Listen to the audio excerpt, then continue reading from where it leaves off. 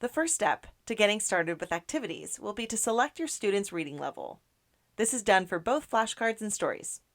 Reading levels are set by the teacher and will be listed above the reading level buttons. At the beginning of the year, each student is assessed by their teacher and assigned a reading level based on word knowledge, comprehension, and fluency. The students selected for the program will be emerging readers who have mastered letter names and letter sounds and are now ready to focus on learning to sound out and read simple words. Making sure students are reading at the correct reading level throughout the year is important to their success. If a child struggles consistently with the text and gets frustrated, they are likely to want to give up. The opposite is also true. If a student is reading material easily and understands the meaning of what they've read, it's time to move them to more challenging reading material to fend off boredom. To ensure the content of the stories found in our program are properly leveled, IFL follows reading levels used in most schools, with levels ranging from simple text in level A to more difficult text in level L. So how do you know when your student is reading at his or her correct reading level? The goal is for your student to be able to read approximately 80% of the words in a story without having to stop frequently to sound out words.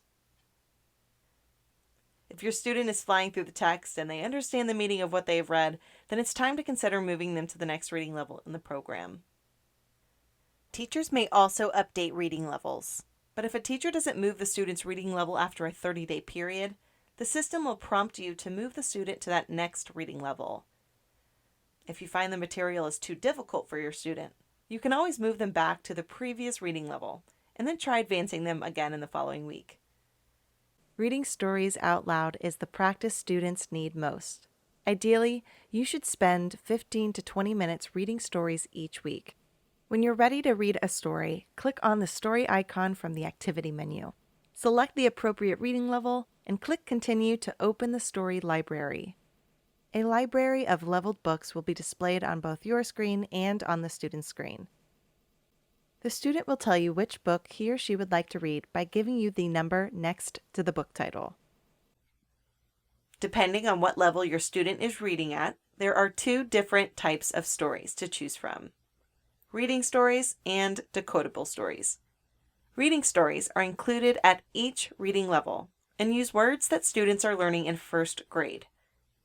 By reading these stories, students are increasing their word knowledge and practicing newly learned words. The library also includes stories that are written to help students learn to decode words. These decodable stories are included in levels C and D only. The repeated readings of the decodable stories help readers with fluency and word recognition, especially as it relates to phonics patterns and high-frequency words students often see in first-grade text. At the higher levels, reading stories include very engaging texts, covering varying topics, many of which are sponsored by our partners. Some include science-related content about Earth, space exploration, and chemistry. Let's take a look at a typical story. When you choose a story from the library, the child will see page 1 of that story on their screen. While you can advance the stories forward using the arrow keys, your student will not have that option and can only see the page number. You might decide to look through the whole book with your student before reading it. You can mention some of the key words and give them a sense of the story before they read it, which can boost the confidence of early or reluctant readers. When you start to read each page, you can help the student prepare to read by asking them to look at the picture and describe what they think the story is about or what might happen next. You may also want to take turns reading with your student if they often struggle. You could alternate reading each page. This is a good way of taking the pressure off, as well as model fluent expressive reading. As you read, you may want your student to focus on a particular word. You can do this in two ways. First, you can click on a word on your screen which will highlight the word on the child's view of the page. Or, you can show that word to your student by typing in the message box. For example, If your student is struggling with the word sing, you can type the word in the message student box and send that word to your student.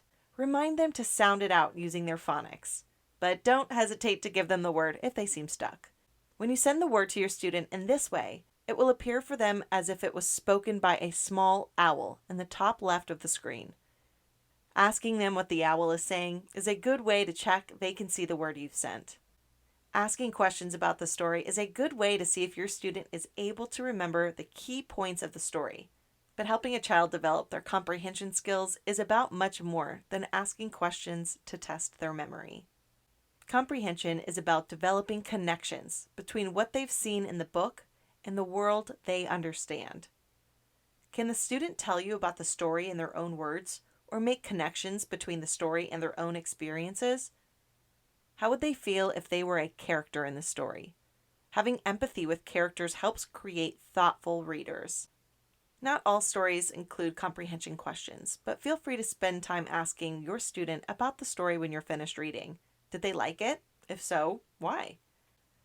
If a story does include comprehension questions, they will be presented on your screen at the end of the story. The student's screen will display pictures to help them remember what the story is about. If you selected I Speak Spanish when you registered, you may be paired with an early English language learner. When reading stories with your student, you'll have the option to toggle between the English and Spanish version. This will help support word learning if your student is struggling with a passage in English. If the student is struggling with the English version of the text, flip to the Spanish version. Reading the passage in Spanish will help the student better understand the context of the story when reading the same passage in English.